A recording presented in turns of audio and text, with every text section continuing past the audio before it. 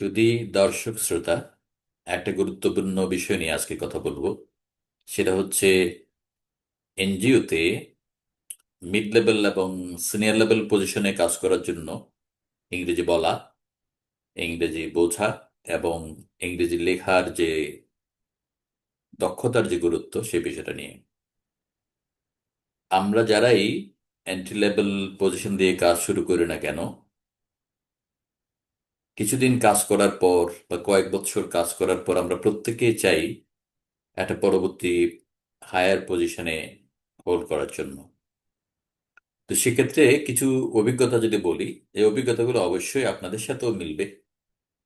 যেমন ধরেন, আপনি একটা মিড লেভেল পজিশনে আপনার অর্গানাইজেশনেই আপনি প্রমোশন চান, কিংবা অন্যান্য অর্গানাইজেশন যখন অ্যাডভার্টাইজ করে তখন সেখানে আপনি অ্যাপ্লাই করতে চান। তো সেক্ষেত্রে আসলে ইংরেজি জানাটা খুব জরুরি। এবং কিছু কিছু পজিশন আছে যেগুলো আসলে ইংরেজিতেই ইন্টারভিউ আপনাকে দিতে হয়, এবং রিটেনের ক্ষেত্রে ইংরেজিতে লিখতে হয়, এবং প্রশ্নগুলো বুঝতেও হয়। কিন্তু তো সুতরাং ইংরেজি বলা, ইংরেজি বোঝা এবং ইংরেজি লেখা, এই তিন ক্ষেত্রেই আসলে দক্ষতা অর্জন করতে হবে। আমি কথাটা কেন বলছি, কথাটা না বাড়িয়ে দুই একটা উদাহরণ দেই, হয়তো এগুলো আপনাদের সাথেও মিলবে।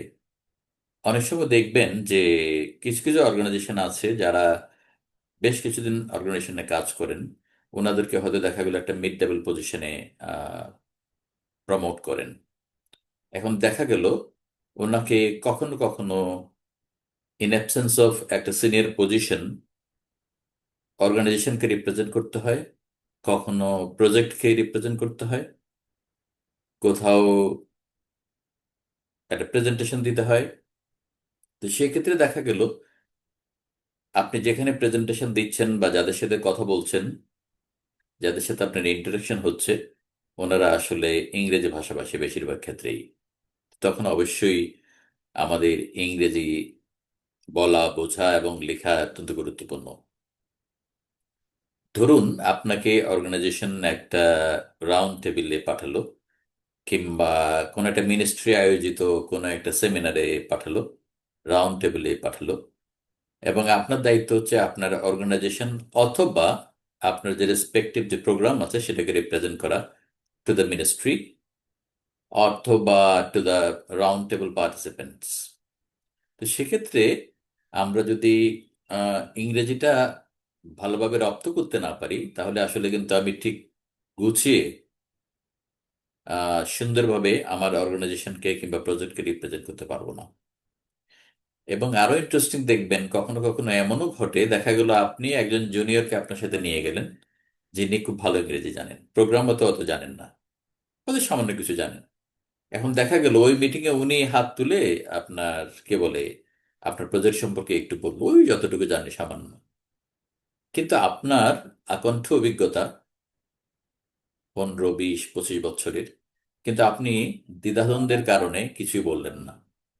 তখন ওই সেমিনার, সিম্পোজিয়াম কিংবা ওয়ার্কশপ কিংবা রাউন্ড টেবিল, ওখানে ওনারা জানলেন ওই যে আপনার যে জুনিয়র কলিগ, উনি যতটুকু বললেন ওনারা ততটুকুই বুঝে নেবেন। তার মানে হচ্ছে আপনার যে দায়িত্ব ছিল একজন মিড লেভেল কিংবা সিনিয়র লেভেল ম্যানেজার হিসেবে অর্গানাইজেশনকে, প্রজেক্টকে রিপ্রেজেন্ট করা, সেটা আপনি আসলে করতে পারলেন না।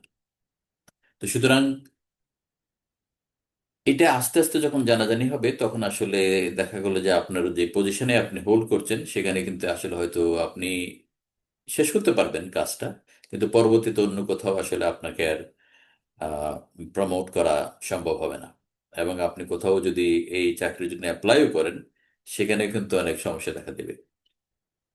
এবং আমরা অনেক সময় যেটা দেখা যায় যে আমরা ক্লেম করি আমি তো অনেক কিছু জানি, এগ্রিকালচারের, ডিআরআর এর, উইমেন এম্পাওয়ারমেন্টের, ইত্যাদি ইত্যাদি, কিন্তু আমাকে প্রমোশন দিচ্ছে না, আমাকে কেউ দেখে না, ইত্যাদি ইত্যাদি। কিন্তু আসলে আপনি যখন সিনিয়র লেভেল পজিশনে যাবেন, কিংবা একটা হেড অফ দ্য প্রজেক্ট হবেন আপনি, কিংবা একটা অর্গানাইজেশনের আপনি হেড হবেন, তখন বেশিরভাগ ক্ষেত্রে আপনার আসলে কাজগুলো হচ্ছে কমিউনিকেটিভ।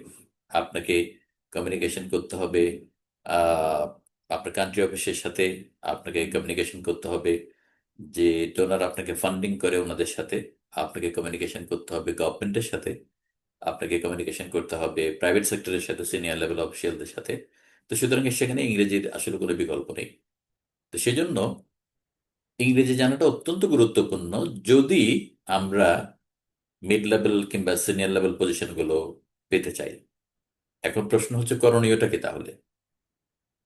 এখানে আসলে নিজে নিজে দুঃখ পাওয়ার কোনো কারণ নেই যে আমাকে তো আসলে প্রমোশন দিচ্ছে না, আমি তো অনেক অভিজ্ঞ, ইত্যাদি ইত্যাদি।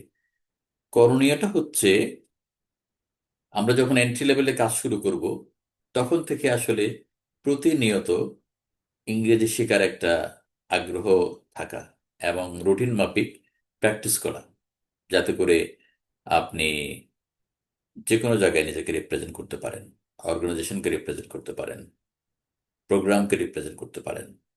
এবং এই শেখার জন্য আসলে এখন কোনো টিচারের প্রয়োজন নেই। এখন ইন্টারনেটের যুগ, এআই এর যুগ।